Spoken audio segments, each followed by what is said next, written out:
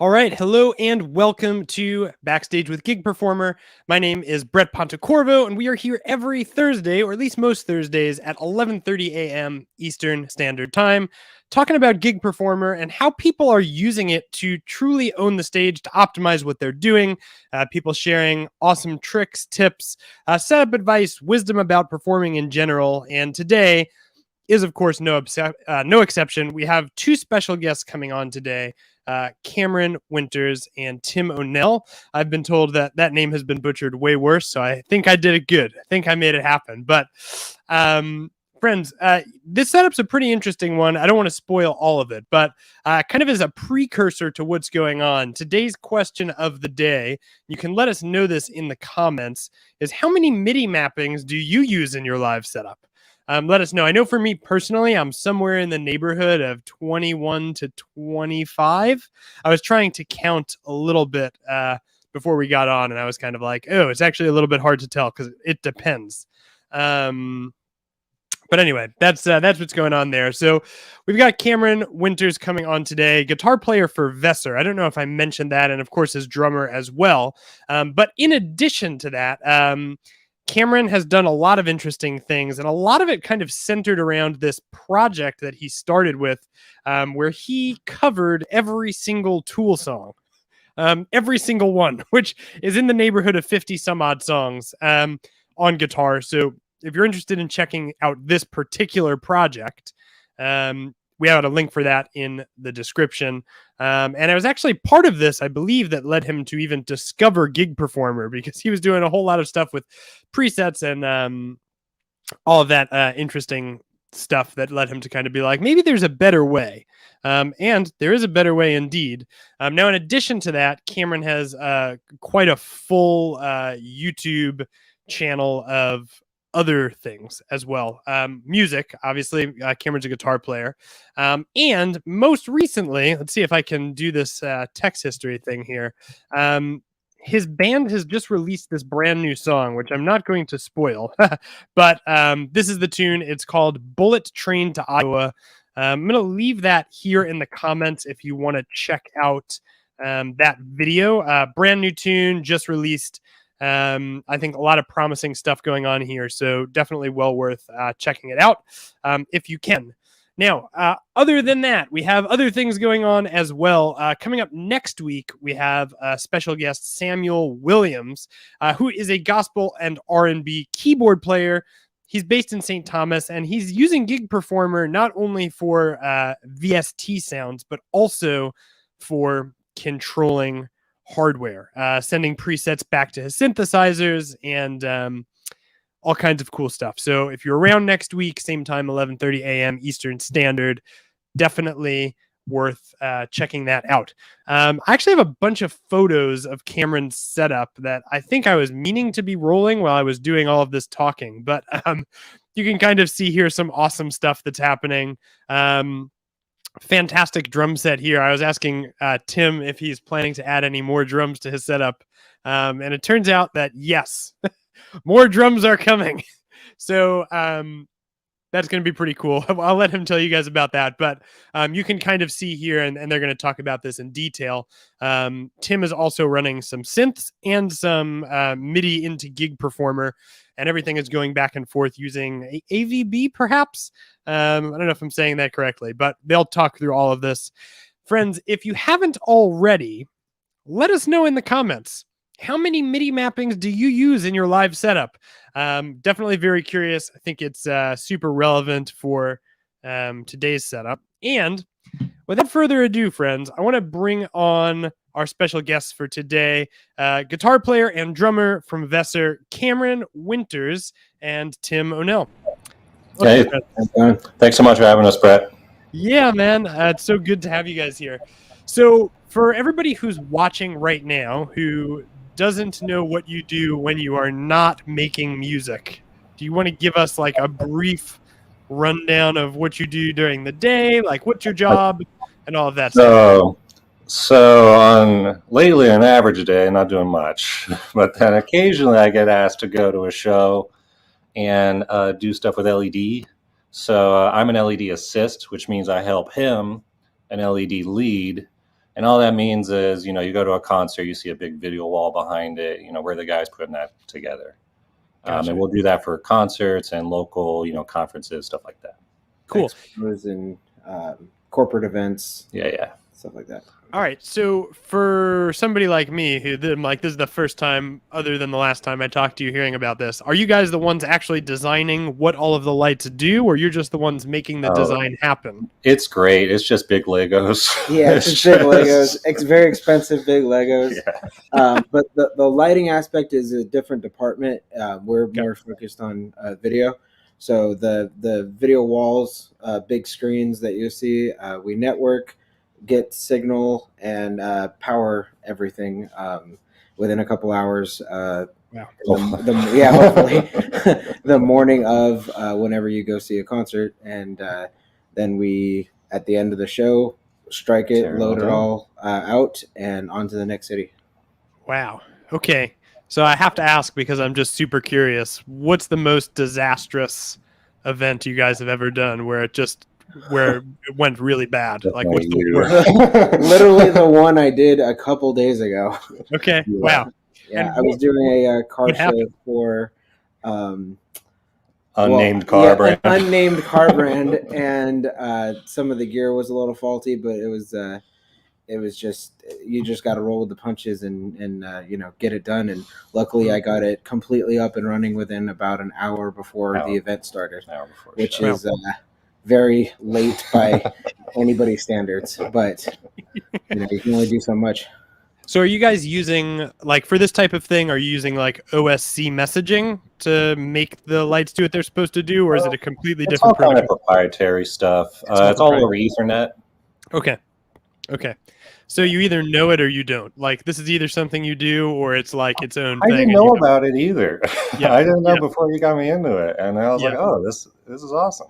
Yeah, sweet.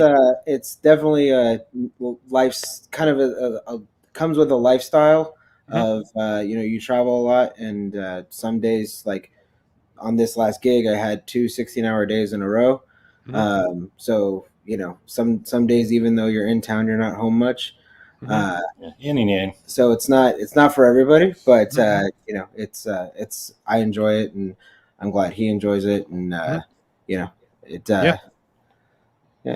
Sweet.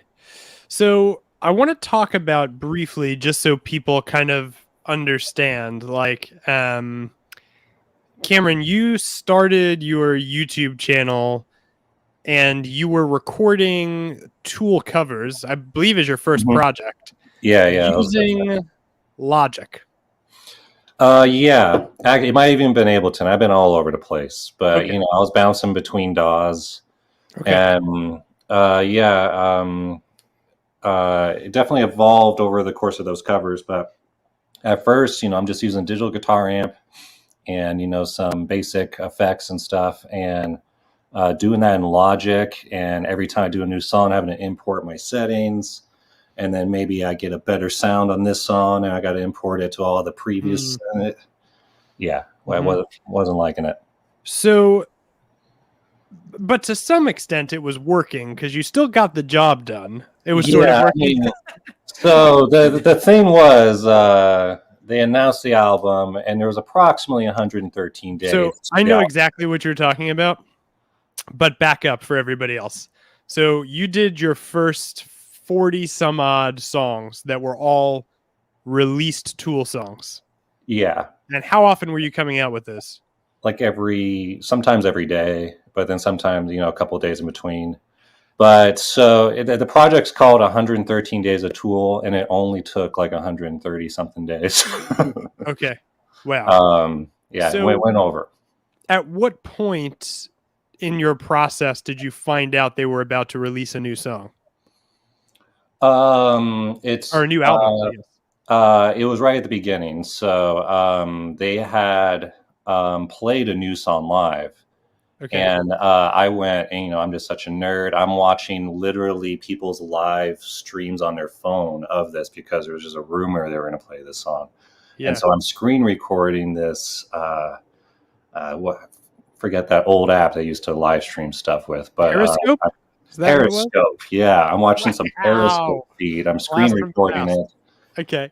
just hearing the worst recording of this live song from the middle of the crowd, and of course go and learn it right away.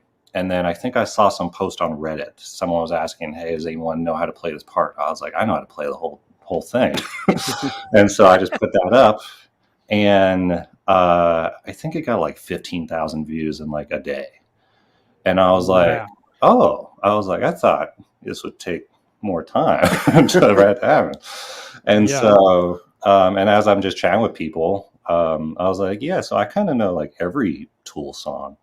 And it was approximately 113 days until the album was set to be released. And so I just set a goal. I just did the math, divide that up. That's a song more or less every other day. Really just got to record it and, pump out a video, maybe a tab. I didn't know what I got myself into. And like I said, 113 days of Tool took, I think it was like 150 days. But probably would have taken less time if I had my current rig, honestly. Yeah, which I'm super excited to see.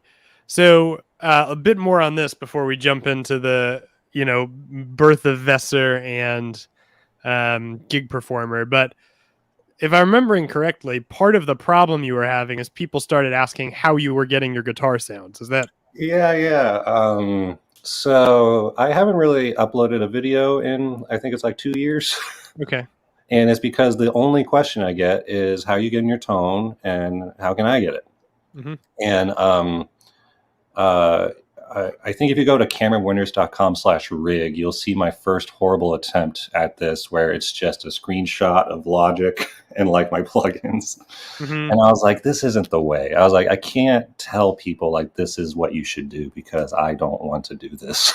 So literally over the past like about 2 years, it's just been this ongoing project of like, I want to give people some advice, but it's finally getting to this point now where I feel like, this rig has been in its current form for several months now, and it's not really changing. So I'm finally feeling comfortable to be able to talk to you like you and talk to you about my rig and stuff and give other people advice. And feeling much more confident about that now. Yeah. So essentially, if I can boil all of this down, Logic worked really well for recording, but for storing all of your guitar sounds, you wanted a separate entity because most of the time you were using a similar palette of sounds. Is that? Yeah. And, the digital thing, I've been playing guitar for about 20 years. And most of that time it was all analog. I had the half stack, I had the big old pedal board and all that. Yeah. Tube life. And Tube life. And that's just what I'm used to. I remember when we were talking, you were surprised that I don't use like the preset feature in Gig Performer. It's just one master guitar preset. Is because, and speaking of MIDI mappings, I probably have maybe 200 or something like that. Right, which I'm super excited to talk about. Not even how many there are, but why, because I think that's really interesting. But so you have all of these MIDI mappings, and you don't use any presets because that feels the best to you? Yeah, I just want access to everything all the time. One thing I talked to you about during the call was Adam Savage from Mythbusters. He has a workshop. He's built stuff, and he has this term he came up with. It's called first order retrievability. And it's his concept of, he's building something. He doesn't want to go looking through a drawer for which screwdriver he needs and go through this drawer to get this part. It just all needs to be instantly accessible and visible. And so I kind of try to apply that, using Gig Performer and a couple of iPads with TouchOSC to have just every single thing. The same way that if I had a pedal board, I could go down and adjust the delay immediately. I don't need to go into a sub menu. I don't need to do 5 clicks to get to it. It's just one fader that's always visible. So that was kind of the concept behind all of it. And this thinking will now allow you to share with other people how you're doing what you're doing. Yeah. Have you recorded through Black Hole or something else into Logic or Ableton yet? Oh, yeah. So all my original music has been done through Gig Performer. Cool. And this latest video that you mentioned earlier, the first Vesser, is just a cover of a Pussifer song. That's the Senior of Tool's offshoot band. So just going down the Tool covers more. Great. But that was all done with Gig Performer. You can see my full rig in that video. And Tim was also running through Gig Performer, doing a bunch of pre-processing on his drums. Yes. So you guys got connected through this Tool project via Instagram. Is that right, Tim? Yeah. I got recommended him, recommended follow one day, and I had known who he was, but I never thought to like go follow him on Instagram or anything like that. I was following his YouTube channel, and so normally the algorithm will recommend people that are local to you. So I was intrigued, and I stalked him a little bit, and found out that he lived. He said, "I know who you are." Yeah, I think I opened my first message I sent to him. I was like, "I know where you live," and the rest is history. So yeah. So he got you on the Gig Performer train. Oh yeah. I think right away. Yeah. As soon as, especially as he got into the digital stuff, which started when we started doing stuff. So are drums your first instrument, Tim? Yeah. Okay. I've been playing for over 20 years myself, and I am now have been, I'll just say I've been a part of a few different projects with different levels of success, but I'd never really been a part of it from like its inception, and with coming out of COVID, that for me being able to go back to work because our entire industry was devastated by the pandemic, but coming back to work and getting to meet him, and just kind of all of it, the timing of it working really, really well.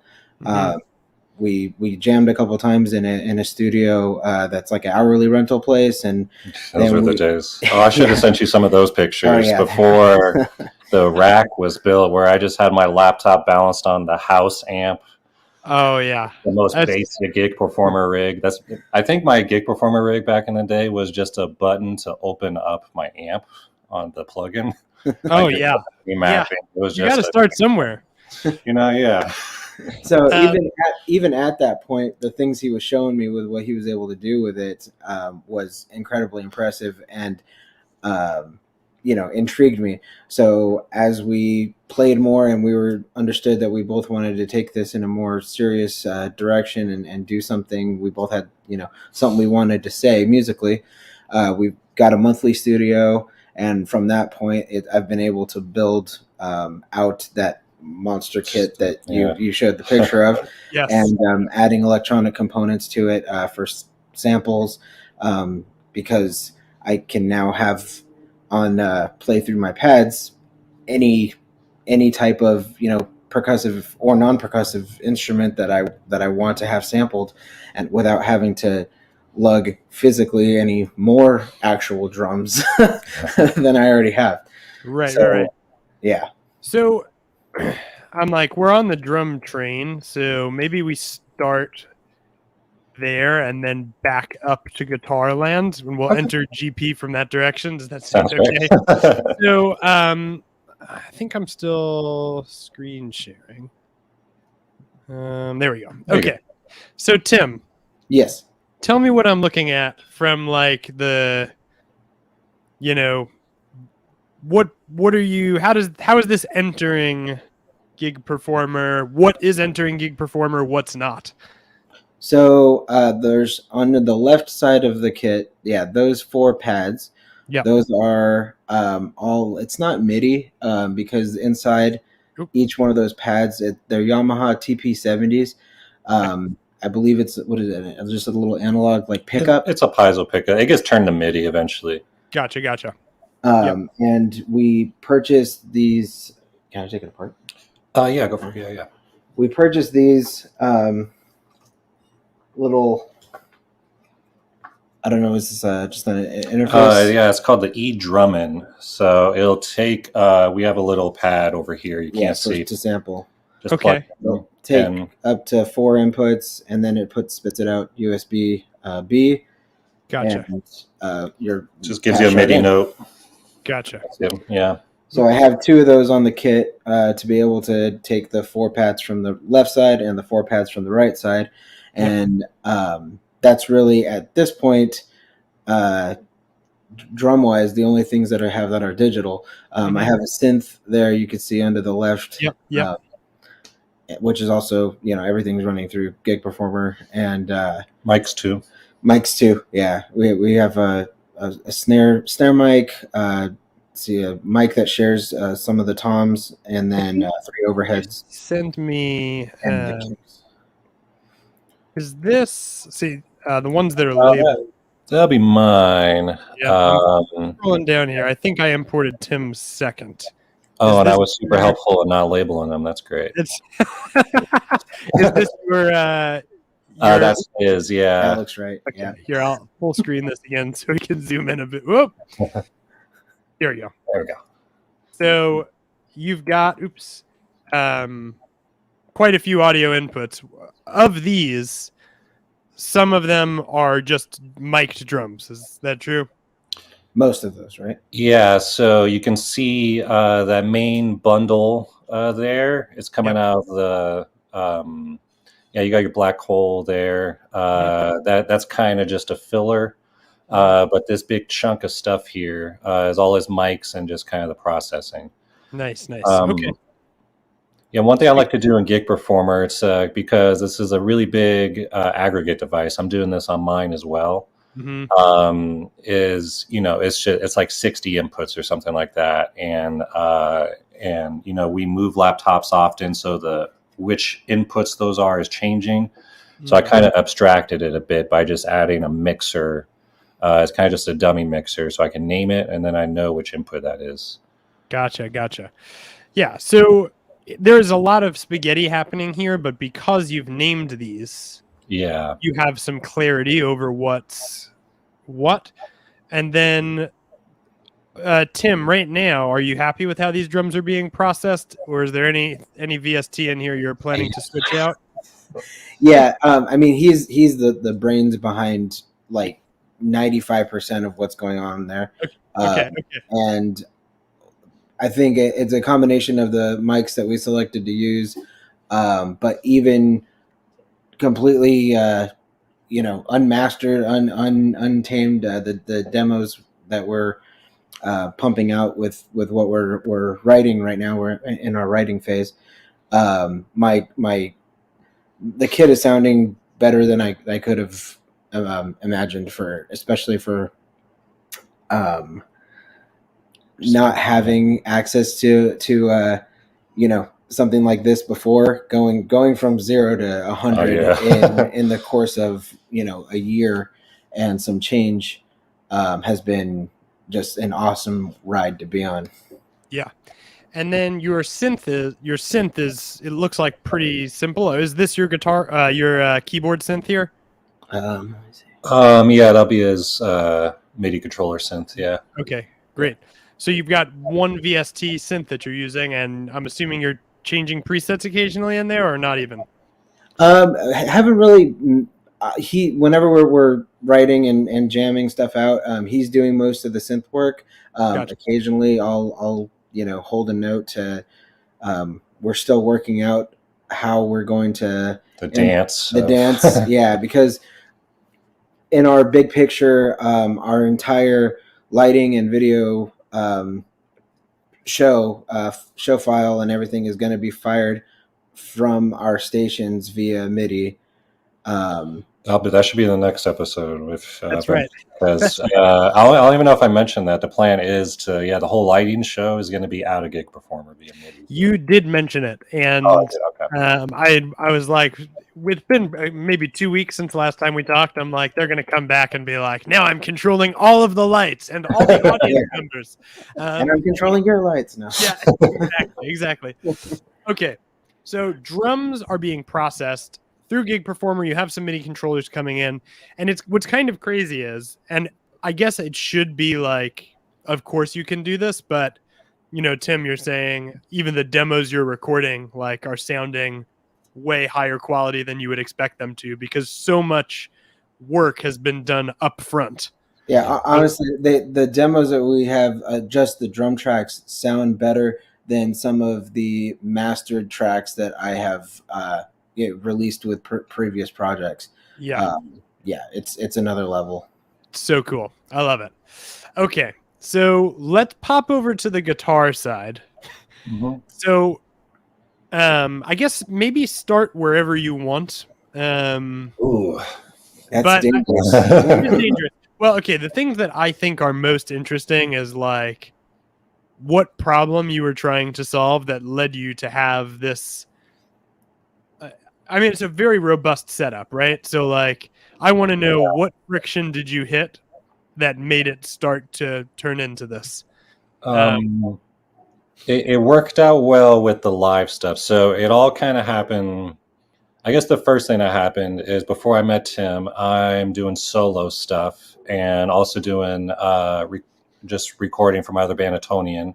Mm-hmm. And especially when I was recording our last single, I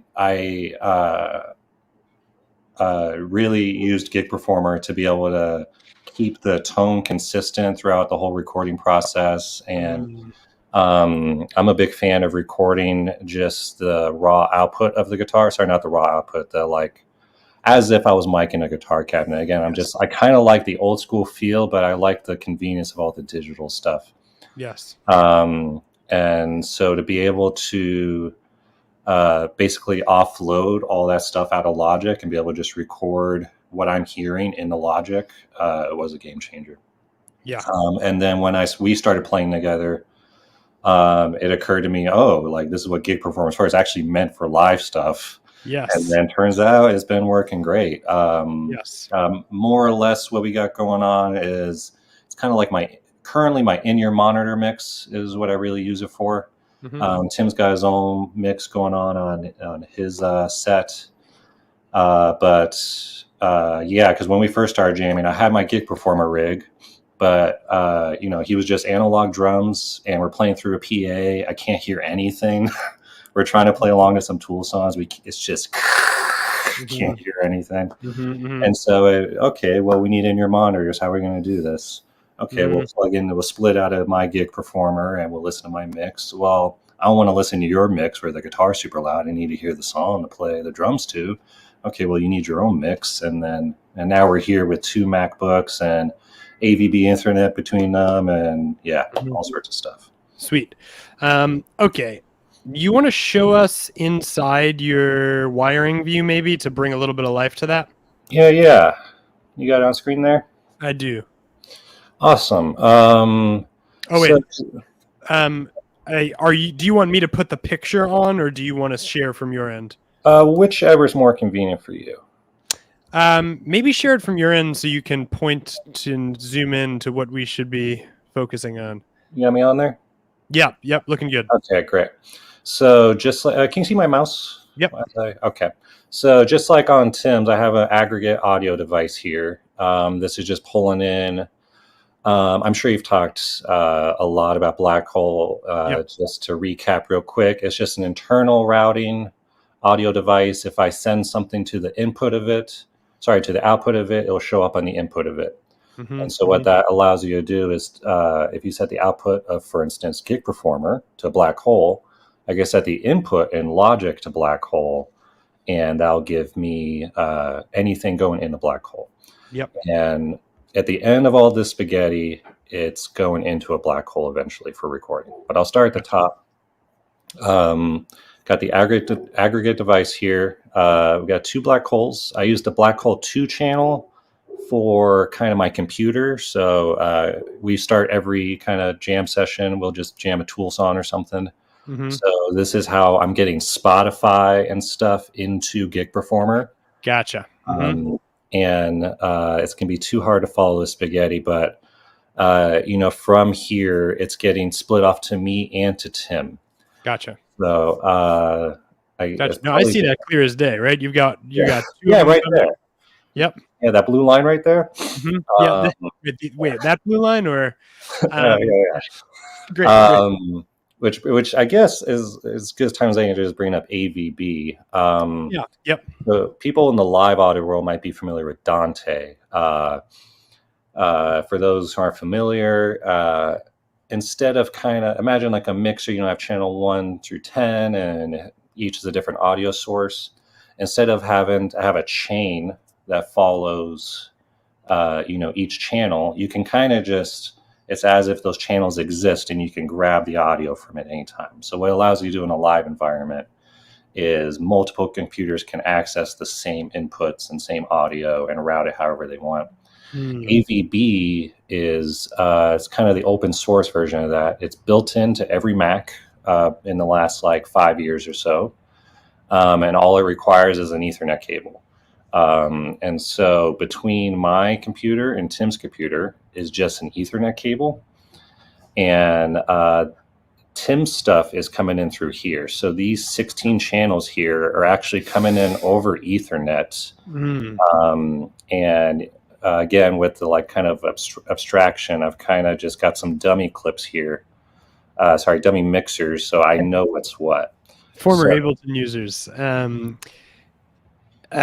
With the dummy clips. Are you getting any latency with your AVB? That's the great thing about it. No latency at all. So I'm right next to his drum kit, and then I hear his processed kit come through my headphones, and there's no delay at all. Wow. I think the actual delay is about a millisecond, I want to say.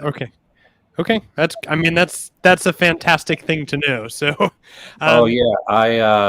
this was another game changer. I mean, all these things together.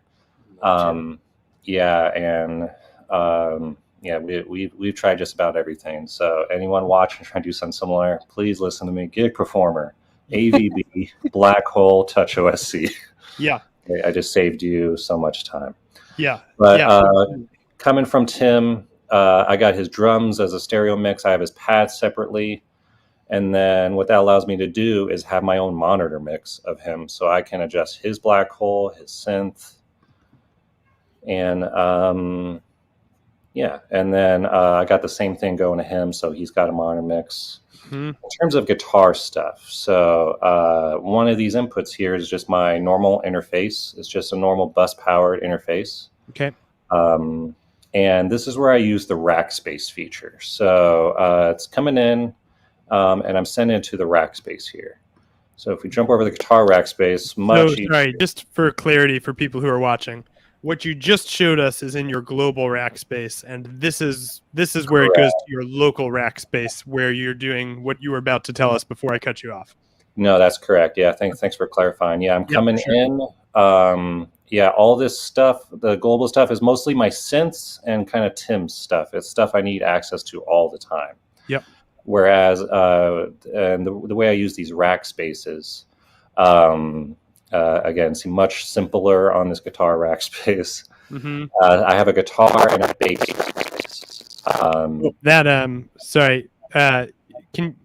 Your audio got super crazy there. Am I coming in and out? On the guitar rack space, it seems like you're good to go. So maybe talk more about that one. Yeah, a little straightforward. Super straightforward. The reason this isn't just in the global rack space, and that is what I used to have actually, was just everything was running all the time. But what I realized what I wanted was my pedal board. I didn't want a guitar pedal board and a bass pedal board because it's just MIDI controllers. I figured this is exactly what MIDI controllers are for, right? So the great thing about the rack space feature is I can change all the MIDI mappings and all that stuff, and I can send it to the same controller. So when I go to the bass rack space, your audio, your voice doesn't work on this rack space. Ooh, interesting. You learn something new every day. Yeah, interesting. I did kind of hack this together right before this. Fair.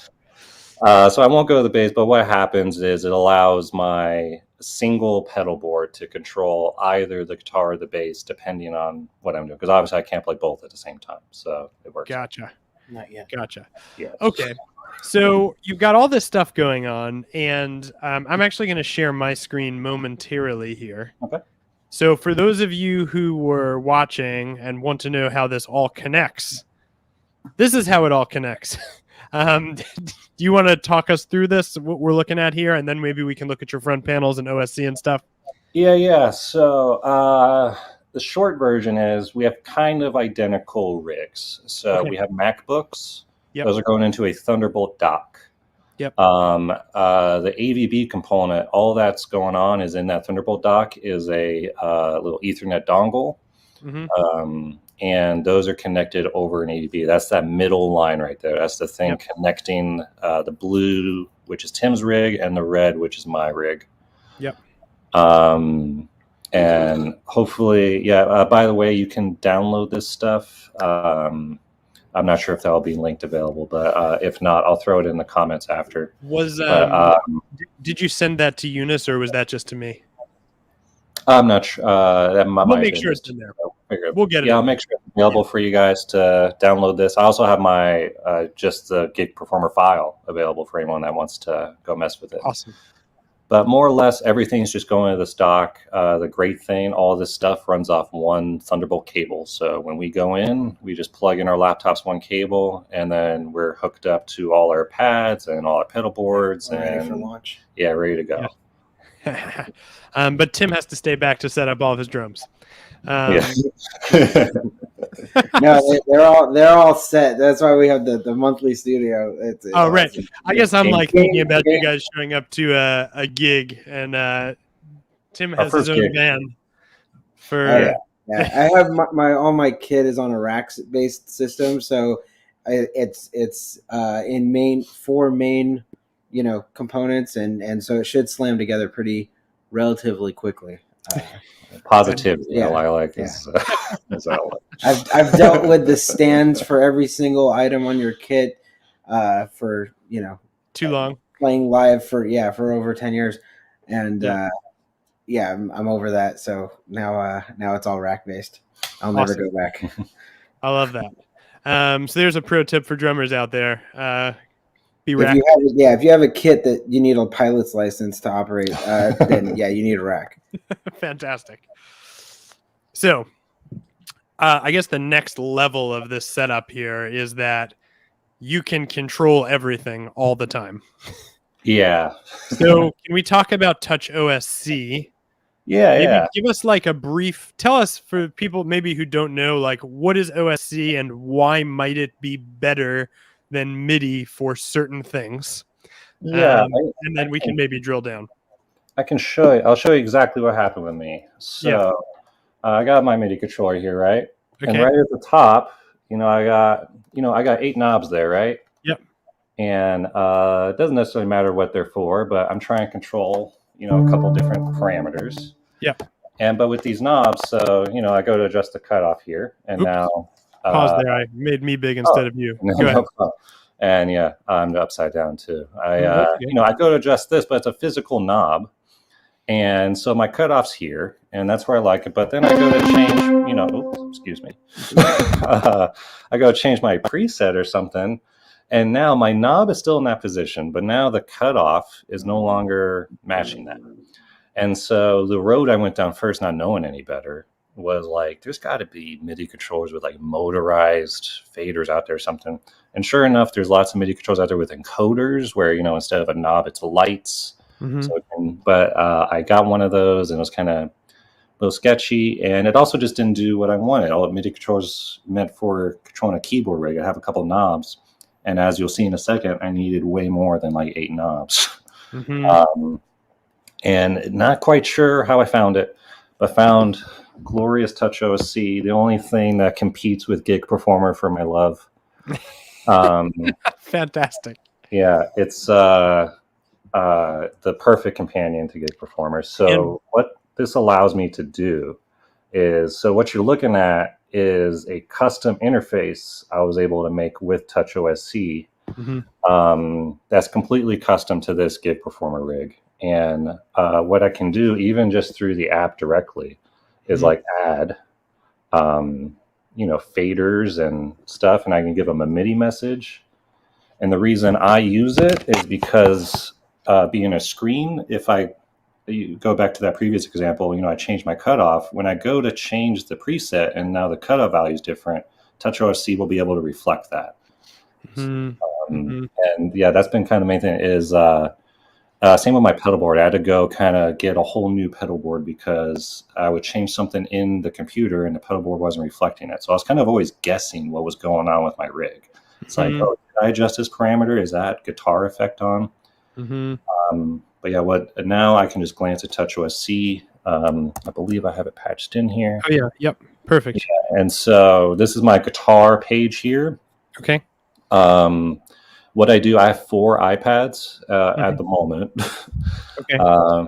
By the way, which sounds like a lot, but guys, you can go on OfferUp and get an iPad for like $30 if you're patient. So, that's true. Yeah, that's absolutely true. They do go on sale often, and if you don't care about, the latest model, or if that's not relevant to you.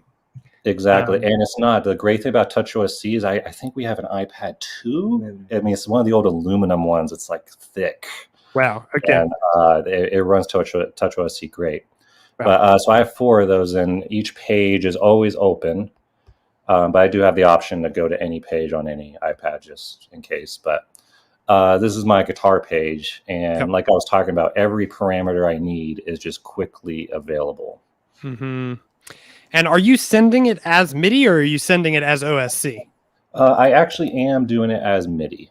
I know Gig Performer's OSC capability is really deep. I'm just not that nerdy. Fair. What's crazy is, I'm not super into coding either, but after having a little taste of OSC and understanding that with OSC, you will never run out of options. Yeah. All of a sudden, it became extremely captivating because I was like, I don't have to worry about anything MIDI. Anyway. Okay, but you're running it all MIDI and it's working for you. And that's awesome. And you built it. So are all of them also plugged in? They're all connected via USB? Or are you doing it wireless? This is a very niche problem. It's a hard thing to run into. So I thought I could just plug 4 iPads into a USB hub and be good to go. Because the great thing about TouchOSC is it can run over a USB connection. Wasn't that easy. The problem I was running into is if you plug 2 iPads into a Mac, here's what I found out. It chooses one to charge because it takes so much power and the Mac acts like it can't output enough power. But it's just this dumb problem. And then I bought like $200 USB hubs that have like fans in them trying to power this stuff. None of it worked. What ended up working for me is these guys. So this is a little dongle, goes in your iPad. And on the other side, it shoots out an Ethernet cable. And it also has a separate charging port. So this allows me to just use regular chargers to keep them all charged. And then the TouchOSC MIDI data can be sent over the network. And so that's going into a network switch that's in my rack. Nice. I think I have a picture of that rack. Should I pull that up? Did you send me a picture? It might have even been a video or something. It's the thing that, all those little arms are attached to. Yeah, that rack right there. So I'm assuming this here is your... That's correct. Yeah. Okay. Yeah, that's all the iPads. And that little port next to it is the AVB. Gotcha. Fantastic. And what are you using as a MIDI hub, or are you not using one at all at this point? Or USB hub, rather? It's just a little USB-C hub. It's plugged into, so the last thing on the right there, that's the Thunderbolt hub. Gotcha. And then the USB hub's plugged in the back of that. It's kind of all hidden under there. Okay, cool. How long did it take you to build out your TouchOSC? And also, what version of TouchOSC are you using? Is this the newer one or the older one? It's not MK2, I guess. It's the newer one. Okay. Which does surprisingly run on those old iPads. But I'd be happy using TouchOSC 1, honestly. I do have that. If I remember correctly, TouchOSC, the Mark II one is nice because you can edit it on the iPad. That's been helpful, yeah. Yeah. So what I've been doing is I kind of do the most of it in the computer app, and then send that, and it's just quicker to do MIDI messaging and stuff like that. And then once it's on the iPad, I can just make little tweaks instead of having to go back and forth. You can just do it directly on the iPad. Yes. And TouchOSC, if I remember correctly, also doesn't do any extra scripting. It's sort of like it's sending a message and that's what it does. It does. It sends messages. It does internal scripting, so I can tell it to do stuff. If I hit this button based on this other parameter, do this. I could do some and kind of statements. Again, don't go into that too much. I'm not a smart man. I need to keep this stuff simple. I need to know how it's working at all times. So I guess another question I have, which by the way, we're like 47 minutes in right now. We've seen more wires than in any past episode of Backstage with Gig Performer. Perhaps the most amount of iPads that I've ever seen as well. If you have any questions, please put them in the comments. Somebody did ask if you use a breath controller, which I guess you currently don't, but I'm wondering if perhaps you can implement it, or maybe we can get it through the drum set. We'll work on it. We'll work Possibly. on it. The next thing is I want to add a little MIDI theremin to control cutoff on a synth. Yes. That's the next step. I like where your head's at. Yeah. So when I'm playing keyboard, I am very often, basically the whole time I'm playing, adjusting knobs and faders. Yeah. It's like for me, it's part of my sound. It's more important almost always than me having two hands on the keyboard at all times is being able to adjust those knobs. Keeping it organic, yeah. You have 4 iPads. Are you pressing buttons the whole time you're playing? Kinda. Well, and I do have 2 pedal boards as well. Okay. So all my guitar pedals are switchable with my feet. Okay. I also have a MIDI. That's one thing I just realized I didn't send a great picture of is my actual main pedal board. There's actually a foot MIDI controller keyboard, so I could play synth with my foot. Okay. You maybe mentioned that actually. Okay. Yeah, it's funny. I'm like, playing and stuff and doing a lot of rhythms based around limb independence, and he's moving as much as I am sometimes. Yeah, that thing lit up on the ground there. You can see. Here? Yeah, there's 2 Black Star Live Logics. Those long gray strips at the top. Those are my guitar effects. And at the bottom, there's a Keith McMillan 12-step. I got turned on to these after I saw King Buffalo live. I saw them using this. It's just a USB MIDI controller. You can. It's a 12-note keyboard. Step on it with your feet. And I got that routed in as well. It's pretty sensitive too, right? You can after you hit a button, you can move your foot around. Move your foot. So if you want to pitch shift it, you can while your foot's on it, you can do that. I don't mess with that because, like you said, I'm too busy. So I have it programmed to just be just hit the note when I touch it. Okay. Awesome. We actually do have a question coming in right now. Yeah. How is the audio routed to your main speakers? So let me jump over to my global rack space here.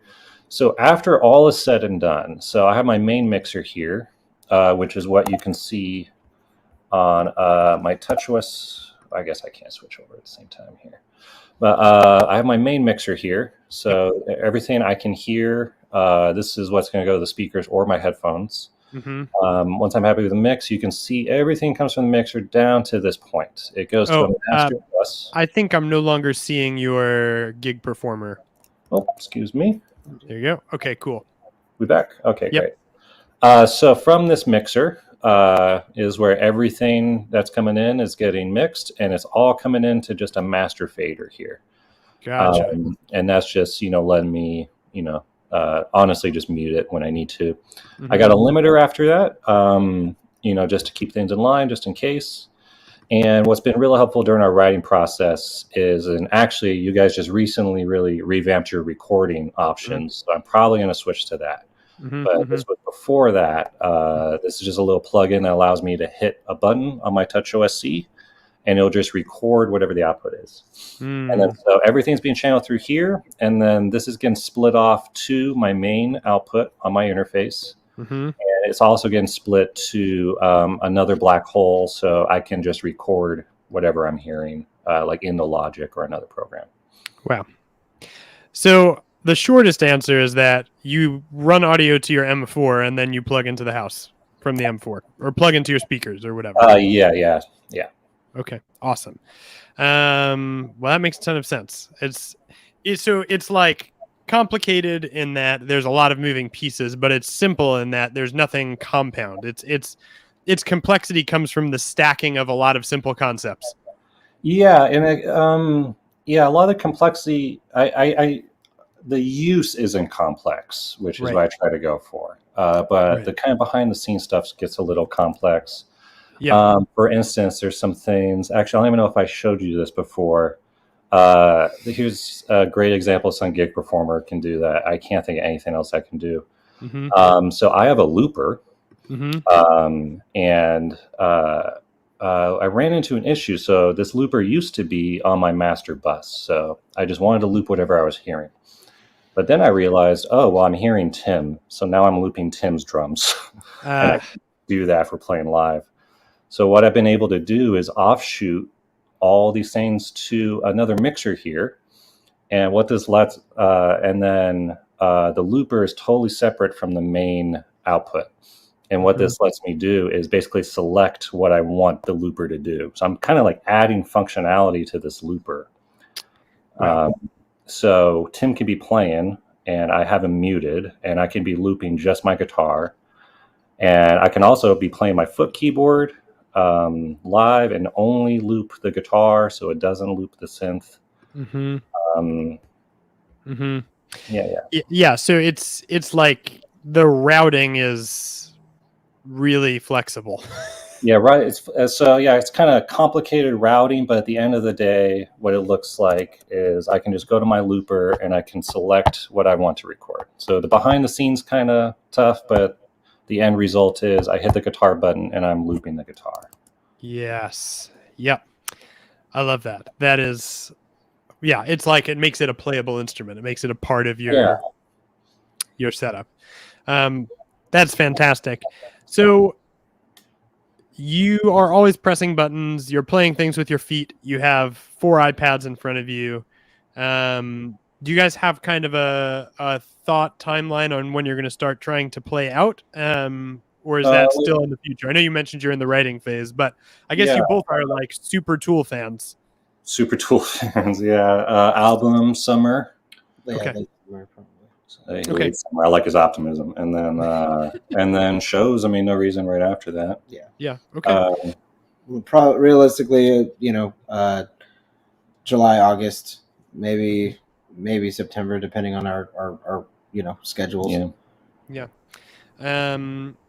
Okay, and I'm assuming that will also be on the website we have in the description, so people can kind of follow up there.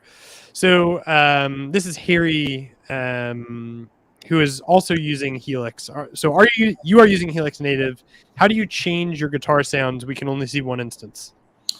Oh, yeah. So this is an interesting thing. This is what Brett was kind of surprised of, I believe. So I don't have multiple presets. It's just one big master preset. So like I said, I want it to be analogous to like having a pedal board. So this is more or less just my pedal board. And by the way, only using Helix for the pedal board. I'm using the Fortin Nameless as my amp. So no amps within the Helix. But I have all these mapped via the automation bypass within Helix. And what I did to just not lock myself in too much is I have kind of placeholder. So you see I have all my effects here. These are my main effects. These buttons are just turning off on and off things in Helix, and these are one-to-one to my pedal board. But you'll see I also have just ones labeled number 11 and 12 here. That allows me to just quickly go into Helix, I can throw an effect on, and if I just assign it to number 11 or 12, then I instantly have access to that here and on my pedal board. Which has been great because we'll be, massaging out a part of a tune that we're jamming out, and I'll hear something where I'll be like, hey, can maybe we use this type of effect, and within a minute we have it, and now we're on that kind of a trajectory. Yeah, it's like lots of ideas out. Absolutely. Not stopping. There's like no friction when you're trying to create. Yeah, that's a great way to put it. I mean, with the Helix, it feels like I just have a guitar store at my fingertips. He's like, yeah, let's add a tremolo here. It's like, okay, yeah. And 5 seconds later, I have tremolo on my foot switch. So your like primary way of interacting with your Helix sounds is the pedal board. It is, yeah. And then on my iPad here, I have it's just kind of happened to work out that I only really need one parameter to adjust on each one. So like my phaser here, if I want the rate faster or if I want more drive, I control that from here. And I can also turn the effects on and off here. What I like to do sometimes is at home, oftentimes I'll just leave my pedal board at the studio, and I'll be at home. Instead of using my pedal board, if I'm writing, I'll just push the phaser button on TouchOS. Yeah, that's actually something I didn't think about, is that you have your controls double mapped. Kind of, right? Yeah. And at the end of the day, even if I don't have an iPad, everything I've tried to make the panels as usable as well. So I kind of have everything in the same position. If I want to open the plugin, it's on the left side here. All my parameters, any parameter that's in TouchOS is also available directly. Yes. How do you handle that double mapping? So like, so Helix is receiving messaging from your pedal board, but it's also responding to messages from TouchOS. Is it just sending the same MIDI message? A little bit of hidden magic. So I have some hidden stuff here. So you'll see I got kind of just a mock of my pedal board here. Oh, I don't see. Oh, I'm so sorry. How about that? I'm looking at your iPad. Oh, there we go. All right. So here, just in panel mode, it just looks like my pedal board, and I can turn things on and off. Yep. But if I go into edit mode, you'll see I got a bunch of hidden buttons here, and this is kind of how I'm handling the double stuff. Gotcha. I'll remember which one's which, but basically, hiding one of them. Okay. So are they grouped? It didn't look like they were grouped together. They're mapped individually, and then they're mapped within Gig Performer. Yep, and then haven't had any issues with Gig Performer. Just knows to talk to the other one. So if I'm hitting button TouchOS, my pedal board turns on. It's been great. Wow. Yeah, very, very interesting. From my perspective, it's like on the kit, it's a little to the left of where the synth was, but I have my laptop base there, and I'm able to change my the presets that I built depending on what track we're playing, just from Gig Performer, and it opens up the whole window, and I'm able to edit any tones that I want to, and it's all just in one place, and it's beautiful. It's so much better than like Ableton, and you have to go to the Ableton window, you have to go to your track, and then you're on the arrangement view, so you have to go to the clip view, and then you have to go find your plugin, open the plugin, go find the parameter. It's like, there's a better way to live. Yeah, it's sort of like, this is something that I think about a lot, is that every program does something the best. Yeah. Right. Like each program is going to have some sort of a strength that it's unusually good at.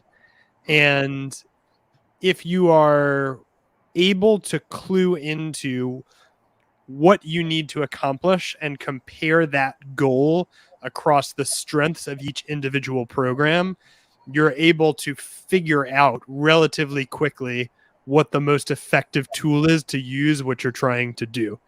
And with building sounds, using Gig Performer is an easier tool. It's more streamlined, it's more controllable, it's more editable, it's more visual. So it's like Gig Performer has a lot of superpowers, but if I had to pick only one, it would be that Gig Performer is the best in the world at making it easy to build sounds. Oh, that's a great way to put it. So many other programs can do things that Gig Performer could do. Mm-hmm. There's other programs where I can route things, in weird fashions like a wiring view, but then they don't have the MIDI mapping capabilities. Mm-hmm. It was all this kind of like switching between Ableton, and I think I tried some Gig Performer kind of, what's that other one?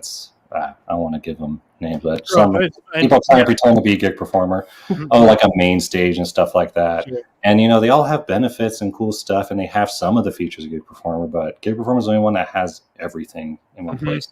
I went from having to open Ableton, and I had this program called Transmidifier that had open separately that was intercepting messages and doing stuff, and it was crashing all the time. It was so complicated. And then now I just hit Gig Performer, opens up my last project, everything's good to go. My iPad flashes, it gets all the latest, updates, and just good to go. It's literally one click. Yeah. Wow. Okay. Yes. So many thoughts on that. We all sort of have a stack of tools, right? I mean, this isn't a new concept. Yeah. But and there are different things for different programs, but Gig Performer helps you have a musical tool stack because it interfaces well with everything else.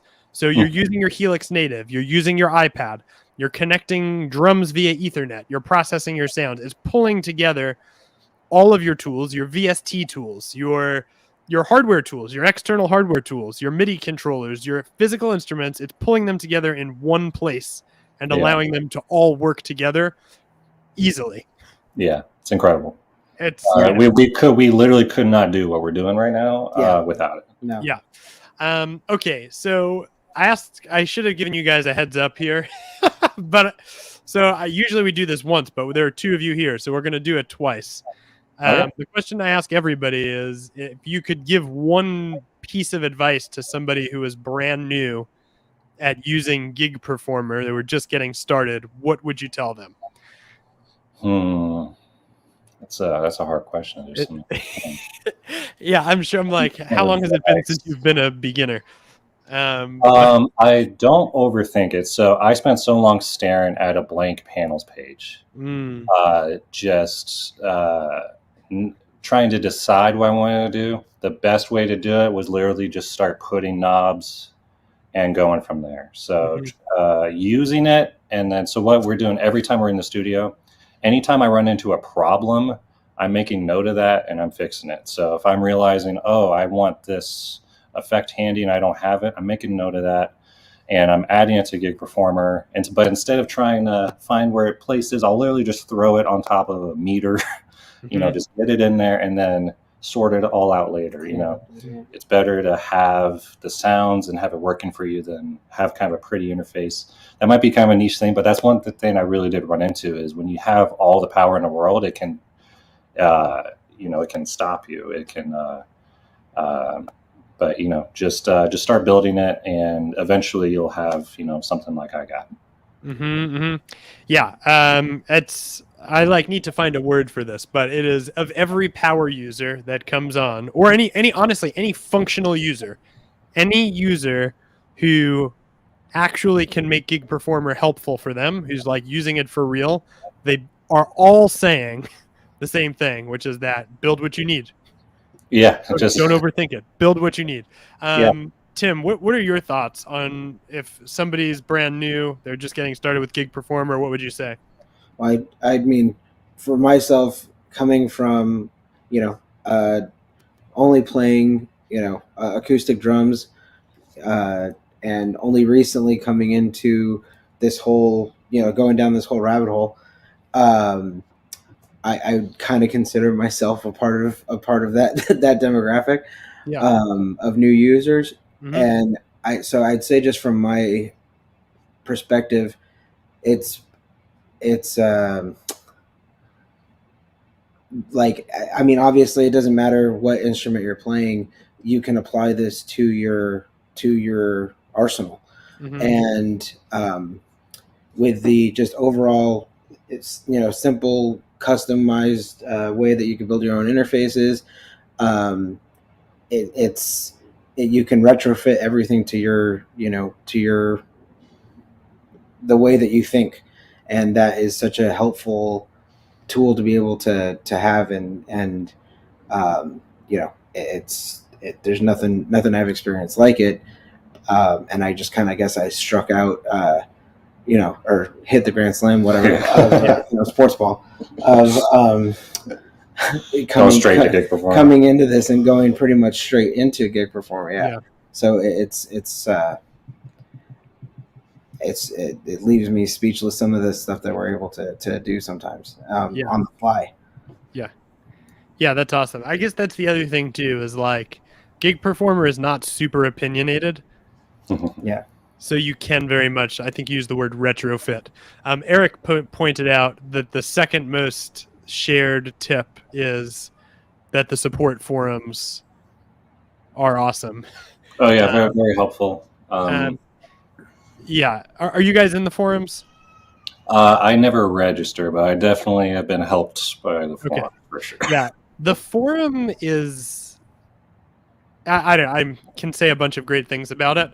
I'll let you decide what you think for yourself, but it's inarguable that the support forum is extremely active. Oh, yeah, Questions are being answered constantly. Questions are being answered accurately. And I would say they're also, like, in general, like, extremely generous with their answers. Like, the people who are helping are going, like, they could have answered the question with 4 sentences, but instead they answered it with 6 paragraphs. Yeah. And that's, I haven't seen it anywhere else, and that's really cool. So it's cool to see people with the same niche problems as you. So I'm Googling, like, why isn't this MIDI message getting through to this thing and that? And it's like someone has the exact same thing. They're like, here's how you do it. Yes, absolutely. And people too are very open to connecting. So if you're looking to, like, learn more about gig performer, or just, like, improve your stuff, or really just meet people who get it, you know, the community forums is great. We also have an official users group on Facebook. But as we're coming to a close here, I just want to remind people of a couple of things. The first one is that these guys have just released a new tune.